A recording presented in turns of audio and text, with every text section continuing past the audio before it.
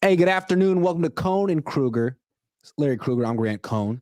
Kyle Shanahan just did his Monday afternoon conference call where he gives like more specific injury news. And he said right off the bat that Arik Armstead has foot and knee issues that they're going to find out more throughout the week. Didn't necessarily say whether he's going to play this week.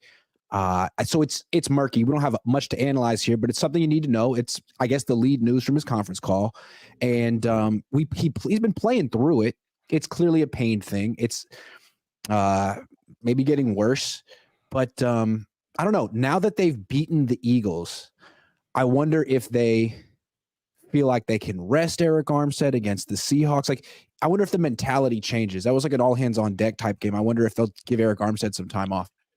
Well, and Cal said it was a foot and a knee. So which is more bothersome? Is it the foot or is it the knee? The foot's been sounds like the existing, maybe the knee's the new one. I mean, they did play Kalia Davis. They do have Givens. Kinlaw's playing the best he's played in a while. You got Hargrave. You could probably afford to give Armstead a game off or two before the Ravens game.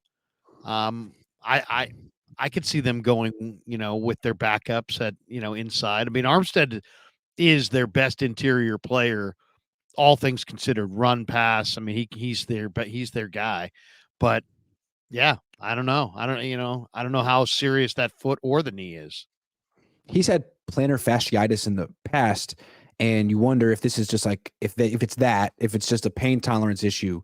Did he push through it to play in this sort of, they said it was just a week 13 game, but it was very much a playoff game. And now does he, need a few weeks? I'm curious to know. It seemed like this game was a game they needed to win. And maybe now would be a good time to just let him rest and be 100% for the playoffs since they have 5 weeks, only 5 weeks left. Technically they're still in this same mode where they've got to run the table. Sure. But yeah, I mean, I think they can probably beat Seattle without him. And especially now that you've added another body up front in Kalia Davis. I thought that was kind of one of the surprises of this game, that Kalia Davis was active and got a sack. I'd love to know deep down, like, how do they really feel about Kalia Davis? Because it seems like they might think he's a special player if they made the effort to get him ready for this Philadelphia game. Other thing that Kyle Shanahan talked about in his conference call was the Dre Greenlaw ejection. It was a very strange ejection because he got into it with not a player, not a coach, but the director of security for the Eagles. And at the time, it looked like the guy, like he was getting congratulated by Eagles for sort of baiting Dre Greenlaw into making a mistake. And the idea that someone who's not a player or coach could be that close to a player and affect the game like that was really weird. That being said, Kyle Shanahan on the conference call, I don't know if you listened to it, but all of a sudden he was like, everyone likes Dom, and I don't have anything against Dom, and I've heard Dom's a great guy. It's just a bad situation. Like, he was real understanding and empathetic. I was so surprised. It seemed like Kyle would have been very warranted to be angry. Like, who is this guy, and how did he get my player ejected? What do you think about that? Well, yeah, I mean, come on. I mean, you got your best player on defense. You could argue in the game was Greenlaw. He was your leading tackler despite getting thrown out with almost an entire half of football to be played. I just think Kyle's being gracious and taking the high road because they won the freaking game. If they had lost that game and it had been a gigantic run fest where Swift and Gainwell were running all over the Niner linebackers, I don't think he would have been quite as gracious. I think the fact that the matter is the Niners routed them, and Kyle's smart enough to know that nothing's going to happen to Greenlaw. It's going to happen to this guy, poor guy Dom, who's probably going to get fired or at least get his sideline privileges revoked at the very least. And so it is amazing to me. Everybody knows this guy's name, though. It's like nobody could, and I don't think I heard two people in that Jacksonville game say Aluakon's name, but it's like all of a sudden it's Big Dom, the guy, the sideline security guy. I mean, it was like he's like everybody's best buddy immediately. Hey, Kyle's like, Dom does a great job. Like, Dom, yeah. What is he talking about? Really? Dom does a great job. I think Matt Mayoko followed up like, what do you mean? In what way? how do you know? And Kyle's like, well, I know a lot of coaches that have coached over there, players who have played over there. Everyone likes him. Everyone has really nice things to say about him. You forget that the NFL is a pretty small fraternity, and you don't want to necessarily just go making enemies. So they didn't burn a bridge. They may have to work together someday. You never know. Like Kyle Shanahan could be the head coach of the Eagles one day, or that security. Maybe he really is good. Maybe he could be working security for the Niners one day. You don't know. So they worked it out, but the idea that he could be that close to Dre Greenlaw and incite Dre Greenlaw into getting ejected, I mean, it's an all-timer. We're always going to remember that guy. I had no idea who he was. I can't believe people know who that guy is, but now we all do. I know. Well, not only that, if you go back and watch the game again, you'll see there's a couple other plays before that play where Dom was almost going out on the field. I swear to you, there's a ball where Ayuk caught it over on their sideline. And you see this guy, Dom, is very recognizable. He's a huge guy with a big red neck and a Italian flag on the side of his hat. He's not hard to pick out. This guy was like, all the Eagles had Italian flags on the side of their. All the Eagles had Italian flags on the side of their hat. Why? Did you notice that? Nick Sirianni had it. Maybe that's a Sirianni deal. I know Sirianni's obviously Italian, but someone who's a quarter Italian, I would like to know. Yeah, I don't know. I really don't know. But I will say this: he was, moving towards the field, and he put his hands on Greenlaw first. And the saddest thing, Barstool. When I love Barstool, I mean, they make me laugh, and I've got some of their T-shirts. Barstool put out a headline today. Dom, whatever, D'Angelo or whatever his name is, survives a Dre Greenlaw punch. There was no punch there. It was vicious. If Dre if Dre Greenlaw punched Dom would still be probably in Philly General Hospital right now. You know what that kind of reminded me of? Remember when I was a kid, when was it Pedro against who was that? The pitching Zimmer. Coach for that? Yeah, he threw down like Don Zimmer. You could do that in baseball. You can't do that in football. I don't know why. Anyway. Jay McCowan says, how was that Ronnie Lott hit on DeAndre Swift? At least you're still allowed to do that. I'm glad that wasn't a flag. Like, it's still football. You should be allowed to lay out a receiver. That was a phenomenal hit. And you know what? That really kind of highlights, Grant, what we have been seeing a lot in year 3, I guess it is here, for Lenore. Lenore this year worked out at the Mamba Center. He got a lot stronger, and he showed up in camp as a hitter. He was not a hitter last year. No. A lot stronger and also like a lot more confident or outspoken or cocky. I don't know, but like he has a Twitter presence now, and it's great. If you don't know what I'm talking about, follow Diamador Lenore on Twitter. He has great lines. A couple of weeks ago, there was a report that Geno Smith was going to play against the Niners, and he wrote, so. It was great. And then yesterday, there was a clip of Jalen Hurts sort of stepping over some guys after a touchdown, and Diamador Lenore says, like, do stuff like that and get peeled. I don't know. I like following him. I like when players talk crap. It's the Richard Sherman thing. Jimmy Ward does it. That's the most to me, the most improved part of the 49ers is the secondary. With Ambry now playing, Lenore, and then Mooney playing at a really high level. Yeah, their secondary suddenly looks a whole lot better.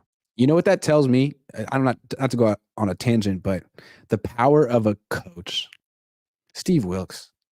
I mean, these guys, Ambry Thomas and Diamador Lenore, weren't necessarily blossoming under whoever the DB coach was the last couple of years. I don't even know. Now you have Steve Wilkes, who I don't know how. I mean, he has a lot to prove as a coordinator, though he's doing a great job. But as a DB coach, everyone knows he's one of the best. And look at how much improvement he's gotten out of those two guys in 3 months.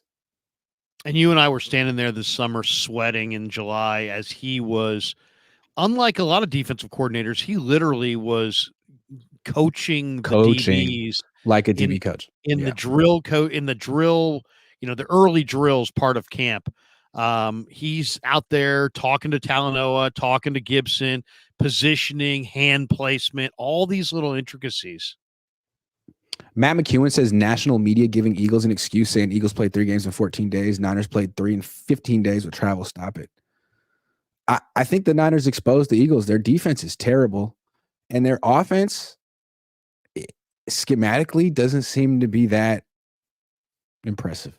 It's talented, but They they didn't want to couldn't run the ball ball. at all. Well, or did they not? Could they not run the ball, or did they just not They commit couldn't to the run the run? Because ball. They couldn't run it. yeah. They were averaging like 3 yards a carry. DeAndre Swift had nothing. Nothing. It's really impressive. Niners really shut that down. And the Eagles secondary, I mean, let's be honest. They lost Chauncey Gardner-Johnson. They didn't replace him. They had Avonte Maddox early. Then they went to Bradley Roby. They tried desperately to trade for Surtain. They added Byard back there. But, I mean, Reed Blankenship, James Bradbury. And then, Eli Ricks. How about the Jawan Jennings throwaway of Eli Ricks on that touchdown? He just threw him away like tissue. Yeah. Nelson Gonzalez says, y'all saw Eagles signed Shaq Leonard. What do you think? Doesn't change anything. I don't think much of the Eagles. I feel like the Niners got him. Yeah. Yeah. It's not the same player, by the way. Shaq Leonard, I know he's only 28 and he's not old and he's got a great football card with all kinds of tackles, but he is nothing compared to the Shaq Leonard from even 2 years ago. So I don't think that's a big get. Johnny Granado says this team formed like Voltron. Yeah, it's true. That being said, they're always the best team in the league in early December, and they're one injury to Trent Williams away from being shaky. Yep. But I don't mean to be negative. They just got about eight or 9 games left to go to win the Super Bowl. Mass Martyr says, who counted up to 13 players on the cheesesteaks defense in some plays in the first half? Check the tape. I didn't know. I'll check the tape. I'll start counting. Ryan Cloyd says, future tweet, Dom is hired as the new special teams coach for the Niners special teams. LOL. Fish and chips. Kyle Shanahan, best coached game in 7 years, full coaching 100. I thought he was just great. But let's talk about Brock Purdy for a minute. Is he the long-term answer at quarterback for the 49ers? I mean, I've been saying I think he is for a while. And I know people, they want to see more. And there's nothing wrong with wanting to see more. Come on. Mm-hmm. I feel like this is the player that they've been looking for. He can read defenses. He throws with accuracy. He throws with confidence. The team believes in him. I think he's established himself now with the way, not just the fact that they won the game, but just didn't start well, didn't look good early, kept his poise, didn't turn it over. At the end of the day, he's throwing for 300 yards and 4 touchdowns. I thought this was his. When you factor in, I know he completed 95% of them against the Cardinals. I know he lit up Dallas. But though Dallas was at home, Cardinals were at home, this is far different. To go into Philadelphia and that cauldron, and with that, they still have good players on defense. It's not an elite defense, but to go in there and to take care of the ball, and to put up the kind of numbers he did, yeah, I think this was his best game. No question. In a lot of ways, it reminded me of what Jimmy Garoppolo did against the Saints. How much people like Jimmy Garoppolo at that point. With Brock, that's a game. That's a career-defining game. But I still feel that decision is going to be based on what he does in the playoffs. And if you think about it, he's going to have 3 runs at a Super Bowl before they have to decide whether to give him an extension. He had last year. He got hurt. He'll have this year. He'll have next year. Then they'll make a decision. And if he doesn't win a Super Bowl this year or next year, you could say well, if we couldn't win a Super Bowl with Brock making $900,000 a year, can we win a Super Bowl with Brock making $45 million or $50 million or $60 million a year because he won the MVP twice or something? That's a question. Or he wins a Super Bowl this year and they decide, yeah, he's really worth that much money, and he is worth that much money, and the Niners are in good hands for the next 10 years. I don't know. We'll see. Well, all I'll say is this, because nobody wants to hear me drone on and on and on about Brock Purdy. Do. But I will say one thing that I think is to me separates him from so many others. He's a second-year quarterback who you no longer can blitz. Now, there's all kinds of veteran quarterbacks that you don't want to blitz, right? Give them defined reads, but usually second-year quarterbacks are still in the, blitz him, speed him up. He'll make mistakes. Brock Purdy yesterday, when the Eagles blitzed, 10 for 10 for 213 yards, 3 touchdowns, and a perfect 158.3 passer rating. Even if you don't like passer rating as a stat, It's a perfect passer rating when blitzed. Most second-year quarterbacks, you feel like you can blitz them. You can mix it in here and there. You can speed them up. This guy is crucifying the blitz. So that to me is a major indicator that he's kind of an old soul. He's ahead of his time. He really is. It's like a veteran. I still feel like there's a question with Brock. Like, is he an elite quarterback or is he a perfect fit for the 49ers team, given what he's getting paid? And you, I would think, would say he's elite. Well, I mean, I don't mean to put that. I don't mean to say that for you. No, I Let know. me ask you this. Let me ask you. That's not the question. Let me ask you this: if you would redraft 2022, how high in the draft would he go? Oh, there's no question he would go in the top 15 picks. Okay. So Mac Jones was a top 15 pick. Like, are you saying the 21? Or I think you meant the draft he was in. 2020. The one he was in, was that not 2022? He was in 2022. Right. If he was in the Trey Lance draft, or if he was no, the one he was in, the 2022 draft. If they could do that one again, would he be a top 5 pick? Yeah, he's the he's best an elite quarterback. I mean, Pickett went what, 20 or 21, something like that. 20. Yeah, he's better than Pickett for sure. He's better than all those guys. Corral, he's better than Ritter. He's better than all those guys. So I would say I think just because he doesn't have the stature, I would say he's not going to go top 10. Because there's a lot of great players in the top 10 of an NFL draft. Typically, I would say though he's the top half of the round. He's a middle first round draft choice if they're drafting again. I would say no doubt. The reason I ask is, like, look at CJ Stroud. Like, he goes to the Texans, who won 3 games last year, and all of a sudden they're 7-5. That to me is the real impact of an upper echelon quarterback. Like, he can win almost anywhere. Whereas, like, if you put Brock on the Texans right now, would they be winning? Maybe. If you put Brock on the Jets right now, would they be winning? Maybe. But if you put Stroud on the Jets right now, would they win? I would think, yeah. Like, that to me is the way I try to think about Brock. He is on the best team, and he's really good too. So how do you separate what he does from what the Niners do? How much does he elevate them, and how much do they elevate him?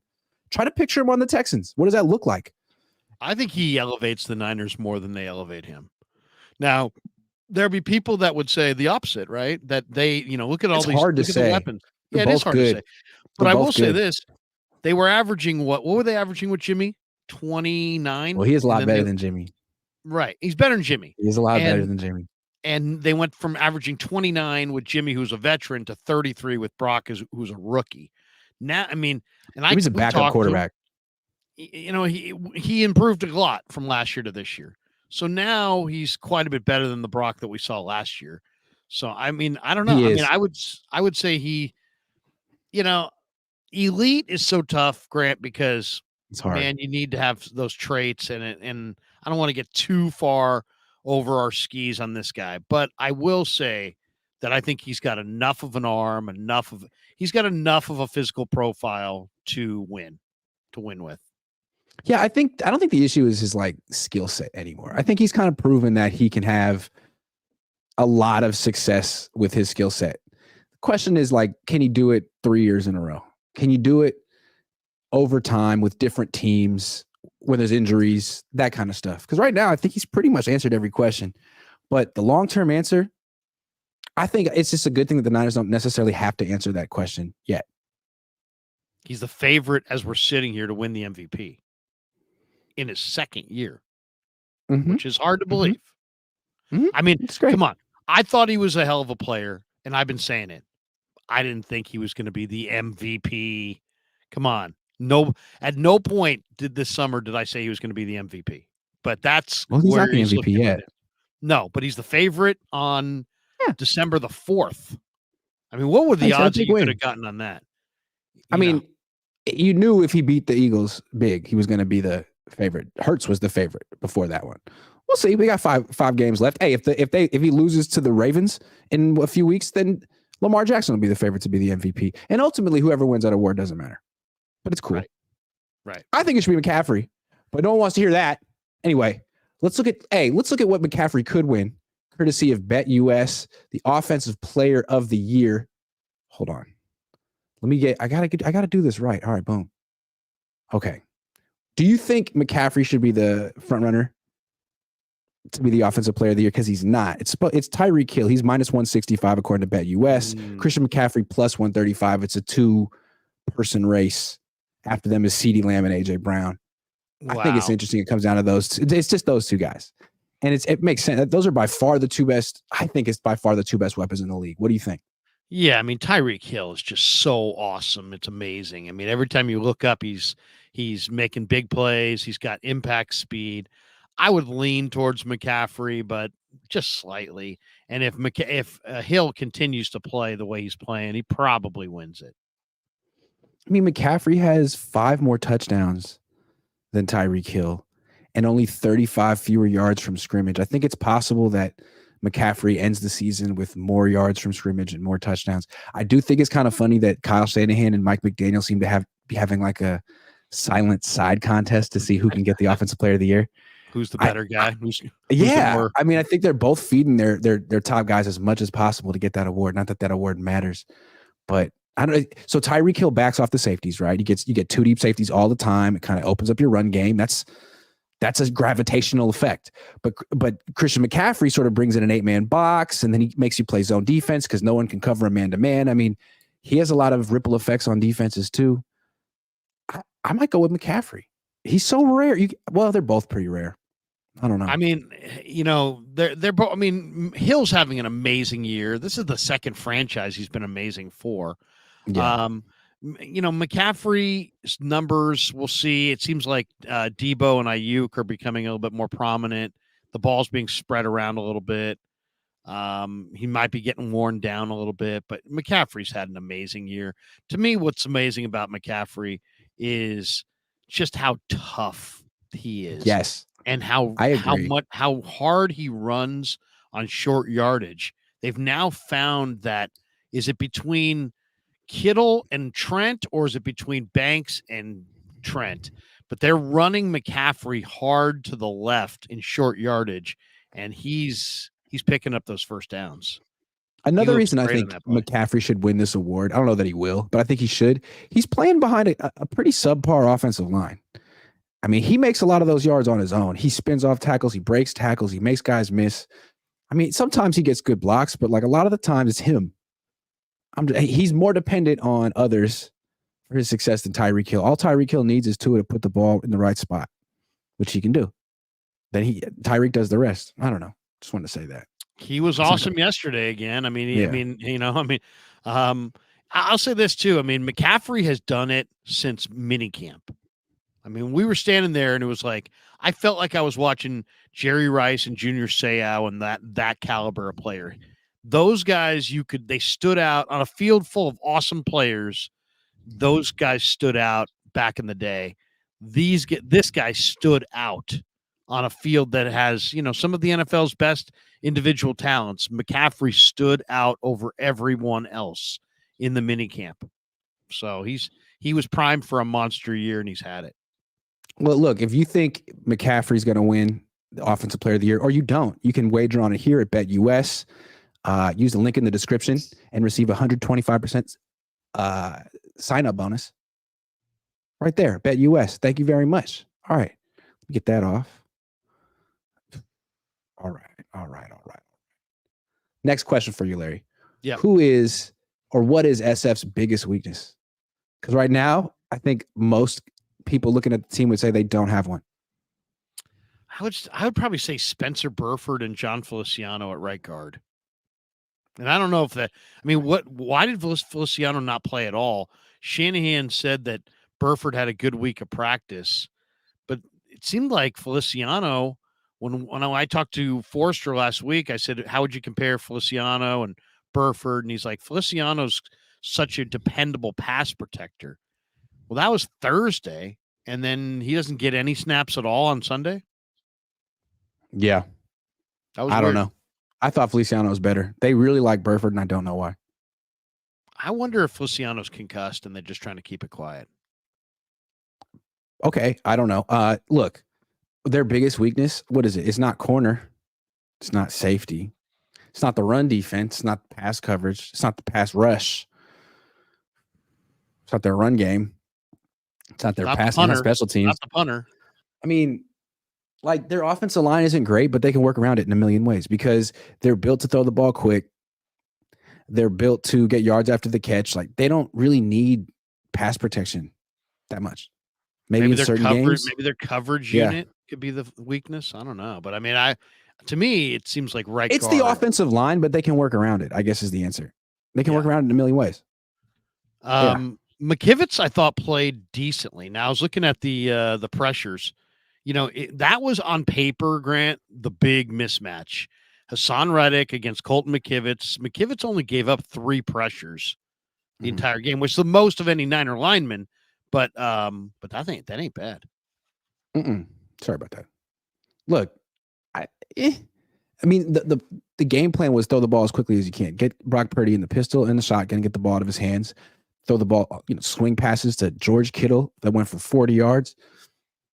That's a good way to make Colton McKivitz look good. But if you have those yards after the catch, if you have the Yak Bros, seems like it makes sense. You don't need to have a ton of pass protection. You don't need to have the most physically gifted quarterback. It's all about just throwing little short passes to guys who make plays with the ball in their hands. And that's what the Niners do on offense. So they can have certain weaknesses. Brock Purdy doesn't have to be able to throw the ball 70 yards. Colton McKivitz doesn't have to be able to pass protect for 3 seconds. They can still function. They can do better than function. They can score 42 points. They're in a pretty damn good rhythm right now offensively.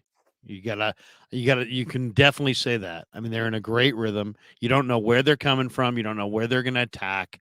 They got a bunch of different weapons. I thought the play call, Grant, on the Ayuk touchdown.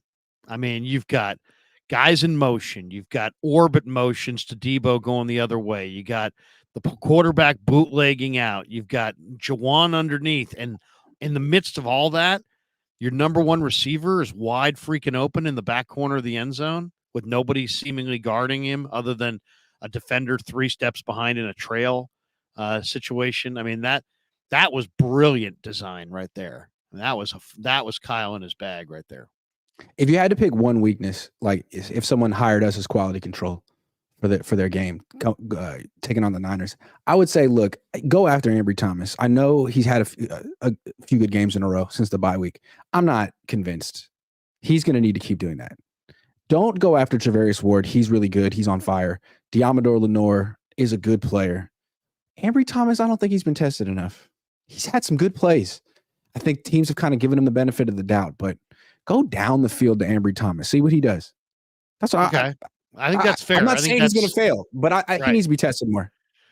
I would say if I was scheming against them and I said, okay, what's their weakness? I think teams don't stay with the run against the Niners enough. Like they didn't stop the run in the preseason. They didn't stop the run in the middle of the season. What do those teams do? They ran it a lot. If the Niners take you out of your run game because they score a bunch, and they take you out of their run game because they lure you into other things. But if you just commit to the run, have they stopped a team that committed to the run? I would love to know what was their best game against a team that actually ran the ball all 4 quarters. I'd like to see the Niners and the Dolphins play. I know they played last year, but the Dolphins are a little bit better this year, and they can run the ball. They're very explosive. I'd like to see it. Niners would probably win. That would be an interesting Super Bowl. Well, first of all, that might be the Super Bowl. It could be. The way the Dolphins defense is playing right now, the way they have the speed, the way Kansas City looks, like they don't look the same. Baltimore lost Mark Andrews. Buffalo doesn't look like they're going to make the playoffs. Cincinnati's not going to make the playoffs. Some of these teams that are not really legit. I like the idea of Niners Dolphins in Vegas. What would be good for the league. I think it'd be good for the league. I mean, this has been such a down year for the NFL, in my opinion. Tom Brady himself came out and said it was like, this is boring. This is mediocre. Everyone's like, yeah, I was thinking it. I was kind of thinking it. I mean, he said it, but I was thinking it. Every time you turn on Monday Night Football, Thursday Night Football, it's like, God, tonight, Jake Browning. I know. Well, I mean, Jake, did you watch any of Bears Browning. Vikings? Yes. Awful. I mean, it's just the worst games. They got to do better with these primetime games. Anyway, Dolphins and Niners would be great for the league. It would actually be exciting and interesting. It would be epic. Anyway, It would be highlight driven. It would be there would be it would be such it would be the greatest show. Remember when the Rams and the Chiefs had that major high scoring game a few years ago and everybody's like, "Wow, what a game." yeah, I think Niners Dolphins in the Super Bowl in Vegas would be that could be electric. something like that. Papa Phil says, time to put some respect on McKivitz's name. Look at him on every big play for the Niners. Now Burford is suspect. I mean, most of the big plays go to the left. The runs to the left. Yeah. That's what I've noticed. But look, Rob Watson says Brock is the guy Larry dunked on us all. He dunked on you, Rob. He's never dunked on me. Dikembe Mutombo over here. Fish and Chip says we only have one thing left. Kyle Shanahan under duress, trailing. Yeah, we'll talk about that. Papa Phil says, how many records can Brock set? 6 consecutive touchdowns on the rope, not to mention he's getting better. Well, I guess we'll see. Elite Archer 23 says Grant's logic is flawed based on NFL history. Yes, Montana, Young, Aikman, Brady, etc. shouldn't have been elite. Couldn't win with the Bucks. I mean, he was really young. He needed to get developed. By the time he was, developed, I think he could have won in a lot of teams. I think if you put elite quarterbacks on the Texans, they can win, as we can see. If you put elite quarterbacks on the Jets, they can win. Like Aaron Rodgers would have been winning with that team. But now you put freaking Trevor Siemian over there. I don't know. I do think you do. You don't do it alone. Okay. No. I mean, you just don't do it alone. So it's like, yeah, you got to have good. You got to, every single guy has to have other guys. I mean, it's too big. There's too many. It's 11 guys on a side. No quarterback can do it alone, but a great quarterback. How many elite Make the quarterbacks team look good? have like 4 and 13 seasons? How often does that happen? Yeah, not too many. Deshaun Watson did it once. And I remember thinking, is this guy really elite? Like you put up good numbers, Deshaun, but you just went 4 and 12. How? Well, Derek Carr was like that a little bit. Aikman, right? It wasn't Aikman 1 and 15 early in their careers, though. Early in their careers when they were young and they were still developing. No one would consider them elite. Papa Phil, this is for the funny jokes. Everyone needs a laugh. Appreciate you, Papa Phil. I got more for Larry. Name the Niners' top weapon. A lot of people would say CMC. I think it's Ayuk. Now, I know Debo's coming off an awesome game. Kittle's probably a future Hall of Famer. CMC is maybe the MVP. But I think I would go with Ayuk. I think Ayuk is just, he separates, he's got hands, he runs across the middle, not afraid. Never turns down the ball like for a big hit, never gets alligator arms. I think Ayuk is the guy. Like when Brock's gotta have it, it's 3rd and 15 or whatever. He's looking for Ayuk. Ayuk's the guy who gets separation.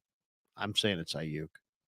I like that. To me, the Niners don't necessarily have, I'm not gonna say the quarterback, the offensive line to fully get the most out of Brandon Ayuk. Like if you put him on the Eagles in place of Devontae Smith or the Chiefs or Detroit or the Chiefs, he'd be getting 150 targets a year. He'd be catching 110 balls a year. His numbers would be crazy. And he has to share all these targets. Plus, the ball has to come out quicker than it would on other teams because of the offensive line. So I think McCaffrey has the biggest impact on the Niners offense because it doesn't matter. Like he transcends all their limitations, but Ayuk can't, he'd just be better on other teams, I think. But that speaks to your point. He's really good. I mean, on a day like today, a lot of people would say you guys are missing the boat. It's Debo. But it could be. I mean, Debo it could was a be. big game player. It was yesterday. He was amazing yesterday. The tunnel screen where he went untouched on a diagonal through the defense. I mean, Debo has got the run after the catch, gene or whatever you want to call it, that Jerry had, that Owens had. To me, Debo in the open field with 3 steps of momentum is like, who the heck's bringing him down? No one wants to. It's almost like you always think professional football players have no fear, no hesitation, and 99% of the time they don't. But then with him, they make business decisions. They just don't. I don't know. Look at him. He's a big dude. He's 220 and he's kind of ripped. and it's all kind of like on a sawed-off frame, so you don't have a big target. He's carrying tons of. He reminds me of like watching like a college rugby game, and you're like, look at the way some of those guys are built. They're carrying so much weight between their like shoulders and their kneecaps. They're just thick. And it's like, dude, you don't want to run into a guy who's that thick, who's got 5 steps and he runs, sub 4.5. I mean, he's like a 4.49 guy cooking with the ball in his hands at 228 pounds or whatever he is. Yeah. We didn't mention George Kittle. He's a little bit older. He's an excellent weapon, but I think a lot of his value comes from blocking as well. Like, he's not the greatest route runner, although he was really good in this game against the Eagles. He just seems like once you try to figure out how to stop Debo, Ayuk, and McCaffrey, you can't stop Kittle. Who do you got? You know what I got to ask Kittle this week? Did you notice one thing in this game that was different about Kittle? What? Every time he got in a crowd, he went full Larry Zonka, 2 arms around the ball. Have you noticed that? I mean, he normally is a one-arm guy, carries the ball in one arm. Every time he got around other defenders, it was like he had that thing locked up, like he was anticipating guys punching it out. And I wonder because he's a really conscientious, hardworking football player, but he's also a film study guy. I wonder, I'd love to ask him, when you watch Philly, did they punch the ball out more than other teams? Because the way he held it in a crowd, you would swear that he saw that on film and was like, that ain't happening to me this week. Martin Camacho says, what are your thoughts on the Niners' next big match against the Ravens? They are the equivalent to the Niners' smash mouth play style. Well-coached team. Well, the Ravens are a really good team. And they're kind of Eagles-esque in that they'll go for it on 4th down. They'll put the big people on the field. They'll go, the here comes bigger guys, it seems like. But to them, for me, when they lost Andrews, they lost a ton. They didn't just lose their tight end. They lost their true number 1 go-to receiver. I mean, the rest of their receivers are kind of like Zay Flowers is a rookie. He's got tons of talent, but he's a rookie. Rashad Bateman's been up and down. Aguilar the same. Odell Beckham, is got great ball skills, but he doesn't really separate. So, I mean, they lost a ton when they lost Andrews. They still have a really good line. Ronnie Stanley, Linderbaum, Zeitler, those guys are really good. But if I were them, I would try really hard to get Zach Ertz, because Isaiah Likely and Charlie Kohler, the former Iowa State tight end, they're all right. But they're not awesome, and they don't have a great back. They don't have great backs. So I don't know. I mean, they're a unique team. They got a terrific defense, but they're starting to get hurt on defense. Marlon Humphrey, Matabuke, those are 2 of their better defenders. They're dinged up. So Michael Pierce is a true nose guard. He can't really move. They're strong up front. I don't know that they're speedy at linebacker with Roquan and Queen. It's fast off the edges, good DBs. I mean, they're opportunistic. They play bully ball, though. They're great at home. The Niners play them at Levi's. If that game was in Baltimore, I'd be much more concerned, because they're awesome. They're awesome at home, but on the road, they're not quite as awesome. Matt McEwen says, did I just hear Larry say Brandon Ayuk is the best weapon? What? All because I got into this debate with Vish and Jesse a few weeks ago, and I walked into it and I said, hey, look, I'm disappointed at week 8 that Brandon Ayuk has only 2 touchdowns. Based on what I saw in camp, I thought this guy was going to have 12 to 15 touchdowns. He had 8 last year. I would have thought, based on what I saw this summer, that he could double that, and I was expecting him to have like 16. He had 2 after week 8. That's all I said. The rest of this is just dog shit. Papa Phil says Wilkes in the defense only giving up 6 versus 14. Absolutely. Give him a hand. Matt McEwen says, we have been telling you BA is the best. And I never was saying he wasn't good. I was just saying that I was disappointed in his touchdown production. Brother Bob's coming for you, Larry. David Camacho says the Niners' best weapon is their ego. Oh, okay. All right. In that vein, who stands or what stands between the Niners and a Lombardi trophy this year? Couple things. Overconfidence, injuries, Mahomes. That's how I feel about it. I think the Niners have destroyed Dallas. They've destroyed Philly.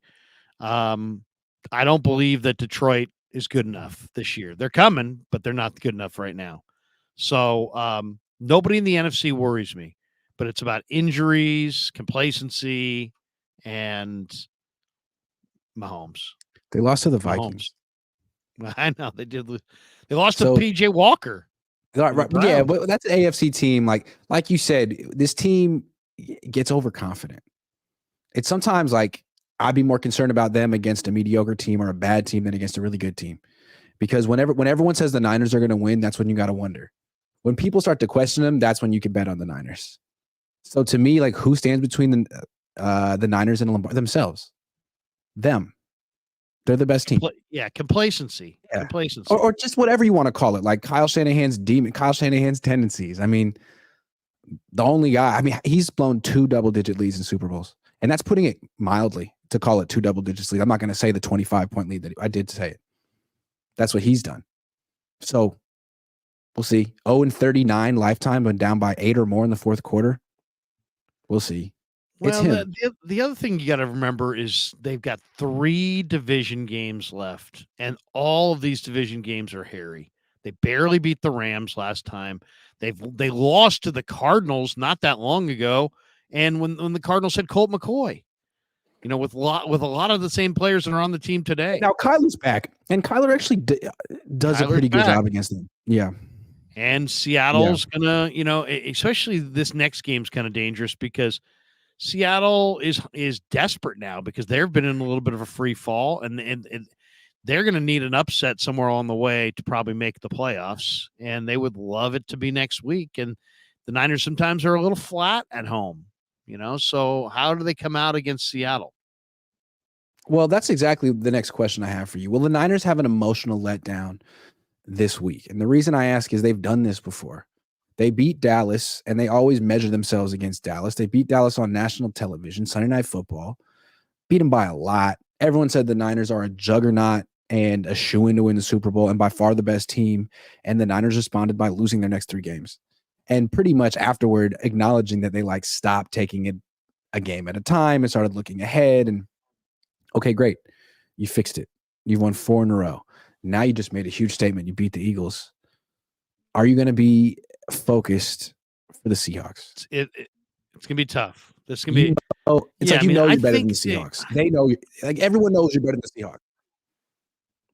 Right, and yet the Seahawks, could easily come to Levi's and get a win. They'll be ready. The NFL. I thought they'd be ready for Thanksgiving. Well, yeah, they definitely didn't look good on Thanksgiving, but the Niners were really up for that game. National TV, great atmosphere. What if it's kind of a lazy vibe day at Levi's and you get a 75% crowd because everybody's Christmas shopping and you turn the ball over a couple times in the first half and then the ball doesn't bounce your way and you get a key injury in the second half? It's like weirder things have happened for sure. So if the Niners show up and fire, they should be able to play 3 quarters and play the reserves in the fourth against Seattle. But all the division games are a concern to me. Every one of them. Rams again, Arizona. Arizona just upsets Pittsburgh. They're playing hard under Gannon. So, the division games are a little bit of a concern. Yep. Do you think the Niners will pursue Zach Ertz? No, I don't. I just want. I was listening to Kyle in the presser, and he was like, I like my guys right now. These guys never, ever give you a soundbite like, yes, we want them. No, we don't. But that is the equivalent of no, we don't. Yeah. I think Zach Ertz has been washed for 5 years. He's slow. And he can't block. He's not a blocker. He's a receiver only. He's slow. And they like Dwelly, even though Dwelly's got the high ankle sprain. I actually think Charlie Warner's playing at a pretty high level, to be honest, for Charlie. I think Charlie's playing his best ball. So I just don't think they want to upset their chemistry for the equivalent of what Zach Ertz potentially can give them. I was thinking of it more as a block, like block him from going to Baltimore, block him from going to Kansas City, block him from going somewhere where he could make an impact. It doesn't sound like they fear him in other spots either. No. I think Zach Ertz needs to retire. Fonzie Gonzalez says, whether BP is a system quarterback or not, his poise and anticipation are the perfect fit for this team and Kyle Shanahan. 6 years and no trust with Jimmy Garoppolo, 18 games and trust with Brock Purdy. Kyle Shanahan's quarterback he's been waiting for? Seems so. Seems like he's at least as good as Matt Ryan was under Kyle Shanahan. Brother Bob says, okay, I'm late, but did Larry backtrack his BA nonsense? Man, this is a big deal. All I said was that I was disappointed that he reached week 8 with only 2 touchdowns, and I'll stand on it. Red and Gold Niner Bang says Brock is 4-0 since harvest. When is next harvest? I don't know. In fall. Martin Camacho, $2. Thank you. Dennis McGonigal, new member. Thank you. Brother Bob, I like BP. Debo's 160 yards and 115 yak is wild, though. Man, the Eagles didn't want to tackle him. They just didn't. Brother Bob says, Larry, you tell BA you were wrong and sorry for your no good take. Man, people are really mad at you. Brother Bob's very upset. Very upset. Whew. Martin Camacho says, my worries lie with the Rams. They have fire in their eyes. The Cardinals are letting the mighty might Kyler run for his life. Seahawks are not there. Seahawks are terrible. So bad. It's the NFL, though, man. Weird stuff happens all the time, and the Rams are still playing hard. There's no doubt. Rob Schneider says, first time I've seen the refs let them play and hit reminders me the good old days when Willis and Zach Thomas and Julius Peppers destroyed people. Sure. Fish and Chips. I did like that. They let them play yesterday. Yeah. Fish and Chips says, presser QST of the week, Kyle Shanahan's dad involvement, Larry. That was good. Oh, that was last week. I did. Yeah, that was good. I wanted to get his thoughts on that because I had a couple people around the Niners say, man, he's got an office here and Mike Shanahan's very involved and this and that. So I wanted to kind of flesh that out. And he basically said, well, he's not involved in schematics, but then he also said, I consult my dad on everything. So who knows? He did. He absolutely did. Anyway, that's the show this week. Larry, thank you very much. Thank you, BetUS. Make sure you subscribe to Larry's channel. Make sure you subscribe to mine. Like the channel. Like the show. Larry, are you doing anything else today? Not today, but I'll be in Santa Clara on Wednesday. I will be in. And bring back Dave Softy Mahler for a segment to see if I can annoy the Niner fans that much more with Dave. I like Softy. I'll be in Santa Clara on Wednesday as well. I do. He's had me on his show a lot of times. Say hello to him for me. Yeah. He's a good guy. I'll see you on Wednesday. Yeah. See you down there. All right. See you down there. Thank you very much, everyone. See you around.